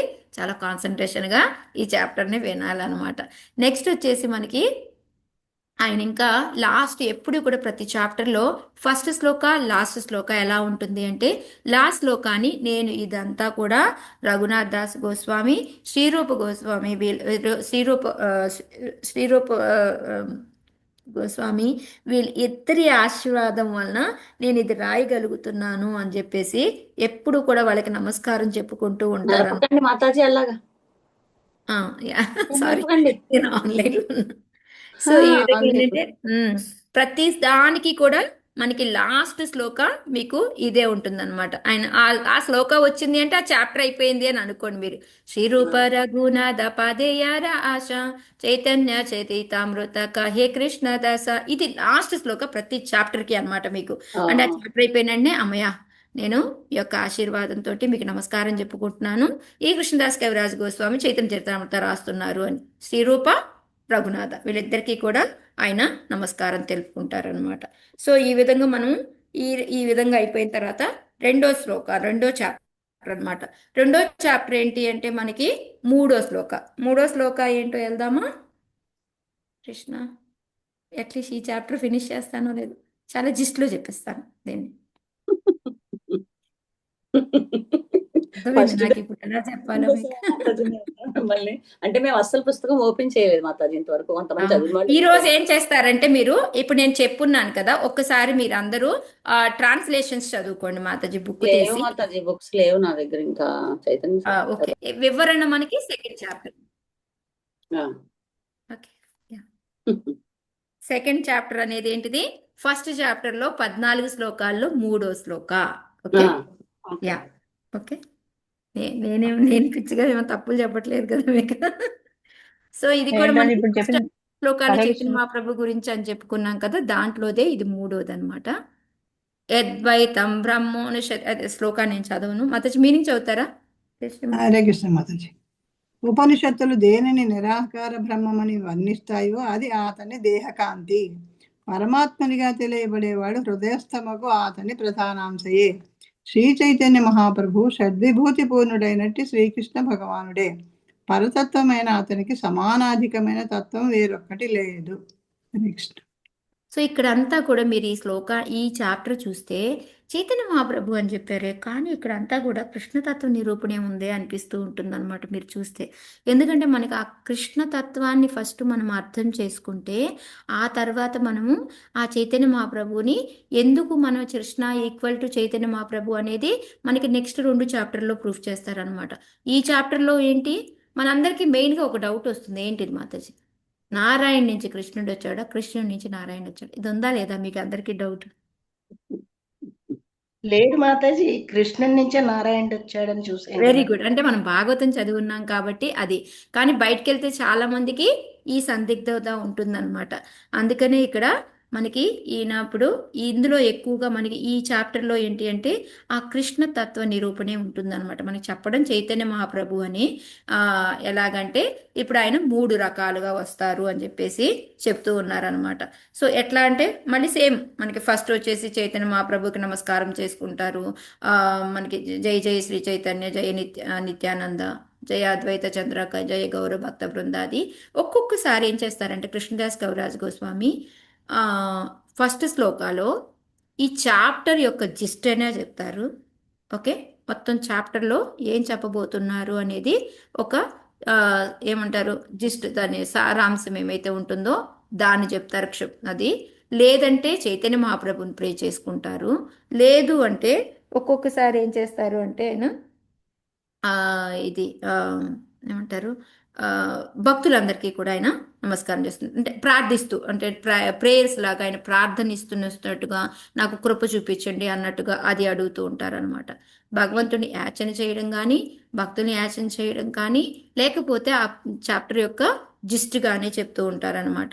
సో ఈ సెకండ్ చాప్టర్లో ఫస్ట్ శ్లోకాలు ఆయన ఏం చెప్తారు అంటే, మనము ఎప్పుడైతే ఈ ఉపనిషత్తుల్లో అన్నిట్లో ఉంటుందో వీళ్ళ ఇది ఐ థింక్ సెకండ్ థర్డ్ చాప్టర్లో చెప్తారు ఇది. సో ఇక్కడైతే మాత్రం మన డైరెక్ట్గా ఫస్ట్ శ్లోకానే, అది జై జై శ్రీ చైతన్య చెప్పిన తర్వాత వెంటనే శ్లోకానే చెప్తారనమాట. సో ఈ శ్లోకాలో ఏంటి అంటే వస్తు నిర్దేశం అంటారు. థర్డ్ శ్లోకాన్ని ఏమంటారు? వస్తు నిర్దేశం. అంటే ఇప్పుడు ఎవరు ఈ దే ఈ ఇది ఎవరు ఈ చైతన్య మహాప్రభు అనేది ఎవరు అనేది ఒక వస్తు నిర్దేశం గురించి ఇక్కడ మనకి చెప్తూ ఉన్నారనమాట. సో దాన్ని మనం ఈజీగా తీసుకోవాలి అంటే భగవంతుడే ఏంటి అంటే 3 రకాలుగా వస్తాడు అనేసి, అది బ్రహ్మ, పరమాత్మ, భగవాన్ అని. సో అదే ఇందులో చూడండి, ఉపనిషత్తుల్లో ఆయన ఇంపర్సనల్ బ్రహ్మ జ్యోతిగా వస్తాడు అని, మళ్ళీ ఆయనే ట్రాన్స్ఫర్ అయిపోయి సూపర్ సోల్గా మనందరిలో పరమాత్మగా వస్తాడు అనేసి. సో అతను ఏంటిది, ఫస్ట్ది భగవంతుడి యొక్క దేహకాంతి అనమాట. బ్రహ్మ అంటే ఏంటిది, బ్రహ్మ మనకి భగవంతుడి యొక్క దేహకాంతి, దాన్ని మనకి అంగప్రభ అని కూడా అంటారనమాట. సో ఇది మీకు ఎంత డీటెయిల్గా అవసరం లేదు అనుకుంటే వదిలేండి మాతాజీ, ఇప్పటికే నేను షార్ట్ సమ్మరీ చేసేప్పుడు ఇంకా చాలా ఎక్స్ప్లెనేషన్ ఉంది దాంట్లో అయితే చాప్టర్లో. దాన్ని అంగప్రభ అంటారు. ఇదంతా ఎక్కడ రాసింది, ఉపనిషత్తుల్లో ఉందన్నమాట. సో ఇంకా మనకి ఎగ్జాంపుల్గా బ్రహ్మ సంహిత నుంచి యస్య ప్రభా ప్రభవతో జగదండ కోటి కోటి శేషి వసుధాది విపూర్ణం శ్లోకాన్ని కూడా మనం కోట్ చేసుకోవచ్చు అనమాట. నెక్స్ట్ మనకి పరమాత్మ ఏంటి అంటే భగవంతుడి యొక్క అంశ అనమాట.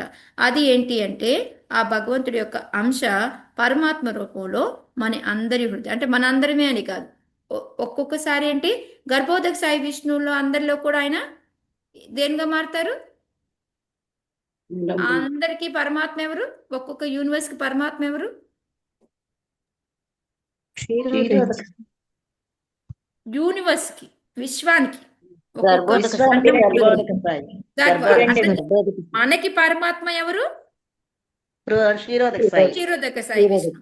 కానీ విశ్వాలకి అండాలకి అనుకుంటే అది అర్థమైందా, మీరు ఎట్లా మార్చుకోవాలో. పరమాత్మ అనేది ప్లనరీ పోర్షన్ భగవంతుడిది, కానీ అది ట్రాన్స్ఫర్ అవుతుంది, మనకు ఒకలాగా ఉంటుంది, విశ్వాలకు ఒకలాగా ఉంటుంది, అది మనము తెలుసుకోవాలన్నమాట. అందుకని అది అంశ అనమాట. మూడోది వచ్చేసి భగవాన్ అనమాట. భగవాన్ అంటే భగవంతుడే స్వయంగా, ఆయన్ని స్వరూప అని అంటాము. సో ఆయనది ఎలా ఉంటుంది అంటే సచ్చిత్ ఆనంద రూపంలో ఉంటుంది అనమాట. అదే మనకి పరతత్వం, అబ్సల్యూట్ ట్రూత్ అని చెప్తుంటారు కదా, అదే అనమాట. ఇంకా దానికి మించి ఇంకా ఏమీ లేదు అనేది మనకి చెప్తూ ఉన్నారనమాట. ఇది ఏంటి, ఫస్ట్ మనకి ఆయనే నందసూతుడిలాగా చైతన్య మహాప్రభు రూపంలో ఈ కలియుగంలో జన్మ తీసుకున్నారు. ఫస్ట్ ఏంది, నందసుత, నందుడు కొడుకు కృష్ణుడిలాగా వచ్చాడు, మళ్ళీ ఆయనే మళ్ళీ మనకి చైతన్య మహాప్రభులాగా కలియుగంలో వచ్చారు అని చెప్పేసి చెప్తూ ఉన్నారనమాట. సో వీటికి ఈ శ్లోక కోడ్ ఏంటంటే మనకి వదంతి తత్తత్వ విధ అని మనకి ఫస్ట్ శ్రీమద్ భాగవతంలో first canto second chapter 11th శ్లోక అనమాట. సో దాంట్లో వస్తుందన్నమాట. అందుకనే ఇక్కడ మన అందరికీ ఈయన ఈ 3 రకాలుగా వస్తారు. ఏంటిది, ఎక్కడి నుంచి వచ్చింది, ఎలా ఉంది అనేది మనకి ఈ శ్లోకాలు సింపుల్ వివరణ ఇచ్చారనమాట. ఆ తర్వాత ఆయన ఏంటి అంటే చెప్తున్నారు, మనకి ఈ కళ్ళల్లో మనకి నాకు శక్తి లేదనుకోండి, ఇప్పుడు నాకు ఏదో ఐసైట్ ఉందనుకోండి, నిజంగా సూర్యుడు వచ్చి కనిపించినా నాకు కనిపిస్తుందా అవన్నీ, నేను చూడగలుగుతానా? సో నాకేం కావాలి, అది చూడాలంటే నాకేం కావాలి, దృష్టి కావాలి. కళ్ళున్నా సరిపోదు, సూర్యుడున్నా సరిపోదు, ఏం కావాలి నాకు, ఆ దృష్టి కావాలన్నమాట. సో అదే ఇక్కడ మనకి ఏం చెప్తున్నారు అంటే మనము దాన్ని అర్థం చేసుకోలేము మనం ఈజీగా. మనము ఈ బ్రహ్మ, పరమాత్మ, భగవాన్ అనేది ఇది అర్థం చేసుకోవాలి అంటే మనలో ఏంటి ఆ దృష్టి లాంటిది ఒక జ్ఞానం అనేది మనలోకి వెళ్ళాలి. అప్పుడు మాత్రమే మనము ఇదంతా కూడా అర్థం చేసుకోగలము అని చెప్పేసి చెప్తూ ఉన్నారు అనమాట.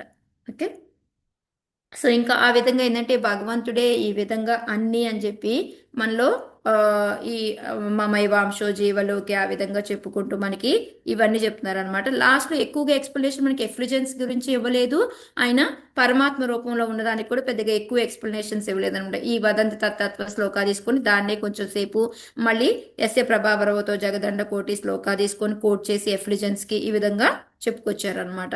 కాకపోతే ఏదైతే భగవంతుడు ఉన్నాడో ఆయన గురించి చెప్పేటప్పుడు మాత్రం మనకి చాలా ఆ భగవంతుడు అనేవాళ్ళు సేమ్ కృష్ణ అనే చైతన్య మహాప్రభులాగా ప్రకటితమయ్యారు అని చెప్పడానికి 5 రకాల విశేషతల గురించి చెప్తూ ఉన్నారనమాట.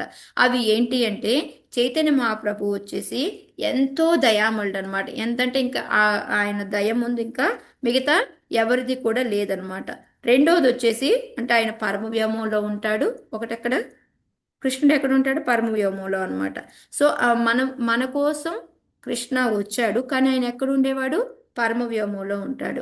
రెండోది వచ్చేసి ఆయనకి ఈ మనం శ్లోకం ఉంది కదా, పరాశర ముని చెప్తారు కదా మాతాజీ, ఏంటిది సమగ్ర స్థాయి, అదేంటిది శ్లోకం నాకు రావట్లేదు ఇప్పుడు సడన్గా. ఐశ్వర్యస్య సమగ్రస్య ఐశ్వర్యస్య అన్ని షడైశ్వర్యాలు ఏవైతే ఉన్నాయో అవన్నీ కూడా 100% ఉంటాయి అనమాట. విశేషతలు ఏంటంటే 5 రకాల విశేషతలు చెప్తున్నారు మన అందరి కోసం. భగవంతుడు ఎలా వచ్చాడు అంటే ఈ 5 విశేషాలతో అంటే క్వాలిటీస్ తోటి వచ్చారనమాట. ఒకటి, ఆయన పరవ్యోమంలో గోలోకలో ఉంటాడు. రెండోది, మొత్తం కూడాను షడైశ్వర్యాలు కూడా 100% ఉంటాయి. నెక్స్ట్ ఆయన లక్ష్మీపతి, లక్ష్మీకాంత అని చెప్తారనమాట. నాలుగోది వచ్చేసి ఆయన పూర్ణతత్వ, ఆయనే అబ్జల్యూట్ ట్రూత్. ఇంకా అందులో మళ్ళీ కొంచెం బిట్టు మిస్ అయింది అట్లాంటిది ఏమీ లేదనమాట. వీటన్నిటికీ కూడా సో మెనీ శ్లోకాస్ ఆయన కోట్ చేశారు, ఉపనిషత్తుల్లో నుంచి, వేదాల్లోంచి, శ్రీమద్ భాగవతంలో నుంచి, ఇవన్నీ కూడాను. తర్వాత మళ్ళీ వివరంగా ఈ పాయింట్లన్నీ కూడా నిరూపించుకుంటూ వస్తారనమాట. నెక్స్ట్ ఏంటంటే ఆయన అసమవర్ధ్వ, ఆయనకన్నా సమానం కానీ ఆయనకన్నా అధికులు కానీ ఎవరు ఉండరు అనేది. సో మనకి మత్త పరతరం నాణ్యతకించిదస్తి ధనంజయ అనేసి ఎలా అయితే ఒక దారము, మిగతావన్నీ కూడా ఈ దారం మీద ఆధారపడి ఉంటాయి, ముత్యాల చైన్ ఎలా అయితే, అదే విధంగా మనం అందరం కూడా భగవంతుడి మీదే ఆధారపడి ఉంటాము. సో ఈ 5 విశేషతలు ఏంటి? ఒకటి, ఆయన పరవ్యం గోలోకంలో ఉంటారు. 2, షడైశ్వర్యాలన్నీ ఉన్నాయి. ఆయన లక్ష్మీపతి. నెక్స్ట్ వచ్చేసి ఆయన పూర్ణతత్వ అనమాట, మొత్తం కూడాను ఫుల్గా అనమాట. ఇవన్నీ ఎగ్జాంపుల్ మనకి ఉపనిషత్తులో ఇచ్చి చెప్పారు. నెక్స్ట్ ఆయన అసమవర్ధ్వ, ఆయన కన్నా ఎక్కువ తక్కువ అనేది ఎవరూ లేరు అని కూడా చెప్తూ ఉన్నారనమాట.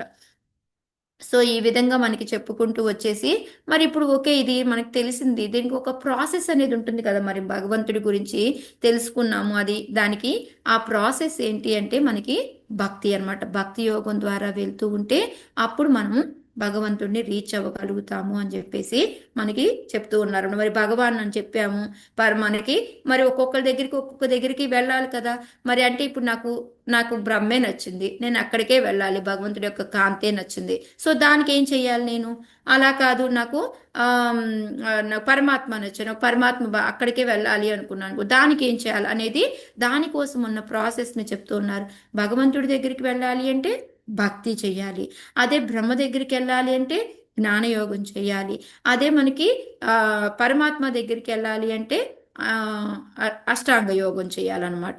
ఈ విధంగా మనకి వాటి గురించి అంతా కూడాను చెప్పుకుంటూ వచ్చారనమాట. ఈ మళ్ళీ భగవాన్లో కూడాను మళ్ళీ 2 రకాలు ఉన్నాయి. కొంతమంది ఏంటంటే విష్ణులాగా వస్తారు, కొంతమంది కృష్ణనే స్వయంగా వస్తాడనమాట. సో ఈ నారాయణ ఏమంటే కృష్ణ స్వరూపమా, కృష్ణ నారాయణ స్వరూపమా అనేది మనకి ఎప్పుడు కూడా ఉంటుంది. కానీ ఇక్కడ ఏం చెప్తున్నారు? నారాయణ కృష్ణ రెండూ కూడా కొంచెం అంటే సింపుల్గా చెప్పాలి అంటే వాళ్ళ దేహం యొక్క తేడాలు ఏంటి అనేది చెప్తున్నారు. నారాయణ ఎప్పుడు కూడా 4 చేతులతో వస్తాడు, ఆయన వచ్చేసి శంఖ చక్ర పద గద్మ ఇవి పట్టుకొని ఉంటాడు. కృష్ణ స్వరూపం ఎలా ఉంటుందంటే 2 చేతులతో ఉంటాడు, ఆయనలో ఫ్లూట్ ఉంటుంది చేతిలో అని చెప్పేసి చెప్పారనమాట. రెండు అంటే శక్తులు చూసుకుంటే ఒకే రకమై ఉండొచ్చు, కానీ బట్ దేహపరంగా ఈ మార్పులు అన్నీ కూడా ఉన్నాయి అని చెప్పేసి మనకి ఇంకా ఈ 10th క్యాంటోలో శ్లోకా తీసుకుని ఎంచుకుంటే అంటే ఇక్కడ మనకి చాలా ఎక్స్ప్లెనేషన్ ఉంటుంది. బ్రహ్మ అడుగుతాడు అనమాట, నువ్వే కదా గర్భోదక సాయి విష్ణు అన్న, ఇందాక మాతాజీ అన్నారు చూడండి, నువ్వే కదా క్షీరోదక సాయి విష్ణు అన్న, అంటే అన్నీ నీ నుంచే వచ్చాయి అనేసి మనకి ఈ బ్రహ్మ అడగడము. నువ్వే కదా నా తండ్రివి అంటే నేను నీ తండ్రిని ఏంటి, నువ్వు గర్భోదక సాయి విష్ణు నుంచి వచ్చావు కదా, ఇలా అంత వ్యంగ్యంగా ఉంటుంది అనమాట. మీరు చదవండి, బాగుంటుంది అదంతా కూడాను. సో ఇక్కడ ఏంటంటే మనకి శ్రీమద్ భాగవతంలో 10వ క్యాంటోలో 14వ చాప్టర్లో 14వ శ్లోకాన్ని తీసుకొని ఆయన మనకంతా కూడాను ఎక్స్ప్లెనేషన్ మొదలు పెడతారనమాట, బ్రహ్మ వీళ్ళిద్దరూ ఎలా మాట్లాడుకున్నారు అనేసి. సో ఈ విధంగా మనకి ఇంకా ఏంటంటే ఈ బ్రహ్మ పరమాత్మ భగవాన్ గురించి కొంచెం విపులంగా ఇంకొంచెం ఎగ్జాంపుల్స్ తీసుకొని కూడా మనకి కృష్ణదాస్ కవిరాజ్ గోస్వామి చెప్తారంట. మనకి భగవద్గీతలో కూడా వచ్చింది, ఇదంతా కూడా మీ అందరికీ తెలుసు. సో మనకి బ్రహ్మ అనేది భగవంతుడి యొక్క కాంతి అనుకున్నాము. అది దేంతో పోలుస్తాము అంటే సూర్యప్రకాష్తో పోలుస్తాము అనమాట. సో మనం అక్కడికి వెళ్ళాలి అంటే జ్ఞానయోగా చెయ్యాలి అనేది. సో మామూలుగా అయితే సూర్య రేస్ అంటాం కదా, సూర్యకాంతి, దాంతో పోల్చుకోవచ్చు. మళ్ళీ పరమాత్మ అంటే మనకి సూర్యగ్రహ, మనకి సన్ అనమాట. దానికి అష్టాంగ యోగా ద్వారా మనం వెళ్ళచ్చు అంటే ఎగ్జాంపుల్స్ చెప్తున్నారు అనమాట వాళ్ళు. నెక్స్ట్ ఇవన్నీ చాలా శ్లోకాస్ నేను మీకు సంక్షిప్తంలో చెప్తున్నాను మాతాజీ, మీకు విపులంగా దీంట్లో ఉంటుంది. భగవాన్ అంటే ఎవరు అంటే సూర్య దేవత అనమాట డైరెక్ట్గా. అది మనం భక్తి యోగంతో, అది నథింగ్ బట్ భగవాన్ది అనమాట. సో ఈ విధంగా మనకి మిగతా ఇవన్నీ కూడా ఈ 3 తత్వాలు అర్థం కావాలి అంటే మనకి అంత ఈజీగా అర్థం అవ్వదు అని చెప్పి కూడా చెప్తున్నారనమాట. దీన్ని అందరూ మన ఏమంటారు, కొంచెం జ్ఞానం లేని వాళ్ళు వీళ్ళందరూ కూడా ఈ 3 ఒకటే అనుకుంటారు. కానీ యాక్చువల్గా ఒకటి ఏంటిది, భగవాన్ అయితే ఏదైతే ఉందో అంటే మనకి 100 రూపాయలు ఉంటే మన దగ్గర 5 రూపాయలు ఉన్నట్టే, 50 రూపాయలు ఉన్నట్టే, 25 రూపాయలు ఉన్నట్టే. అదే విధంగా ఏంటంటే భగవాన్ని మనం అర్థం చేసుకుంటే అప్పుడు దాంట్లోనే మనకి ఈ బ్రహ్మ పరమాత్మ రియలైజేషన్ అనేది వస్తుంది. దానికోసం మన జ్ఞానయోగ, అష్టాంగ యోగ సపరేట్గా మనం ఏమీ నేర్చుకోక్కర్లేదు. డైరెక్ట్గా భక్తి యోగా ద్వారా మనకి ఈ 2 కూడా అర్థమైపోతాయి అని చెప్పేసి మనకి చెప్పుకుంటూ వచ్చేసారనమాట. సో ఇప్పుడు నెక్స్ట్ వచ్చేసి మనకి ఎక్కడెక్కడ కృష్ణుడే స్వయంగా ఈ విధంగా వచ్చాడు అని చెప్పేసి, నారాయణుడి కన్నా కృష్ణుడి నుంచే నారాయణ అవతారం వచ్చింది అని చెప్పడానికి మనకి సో మెనీ శ్లోకాస్ అయినా చెప్తూ ఉంటారనమాట. సో ఫస్ట్ దాంట్లో వచ్చేసి మనకి ఏకలే చాంస కళాపుంస అనే శ్లోకాన్ని, ఓకే, అది మనకి మెయిన్ ఫౌండేషన్ అనమాట. అంటే ఈ ఏంటంటే ఆయన ఏకలే చాంస కళాపుంస కృష్ణస్తు స్వయం భగవాన్ స్వయం, ఓకే, ఆయన స్వయంగా ఆయనే వస్తాడు అని చెప్పేసి చెప్పేదన్నమాట. నెక్స్ట్ భగవంతుడే వదంతి తత్వ 3 రూపాయలుగా ఈ విధంగా వస్తాడు అని. మళ్ళీ 10.14.14 చెప్పుకున్నాం కదా. సో ఈ 3 శ్లోకాల ద్వారా మనము భగవంతుడిని గురించి మనం డిఫీట్ చేసేలాగా ఇక్కడ చెప్పచ్చు అని చెప్పేసి చెప్తూ ఉన్నారనమాట. సో ఈ రోజుకి నేను ఇక్కడ ఆపుతానులే మాతాజీ, చాలా ఎక్కువైపోయింది మీకు. సో నెక్స్ట్ ఇది మనము రేపు చెప్పుకుందాం. ఆల్మోస్ట్ సెకండ్ చాప్టర్ అయిపోవచ్చింది. నేను చాలా సింపుల్గానే చెప్పాను మీకు.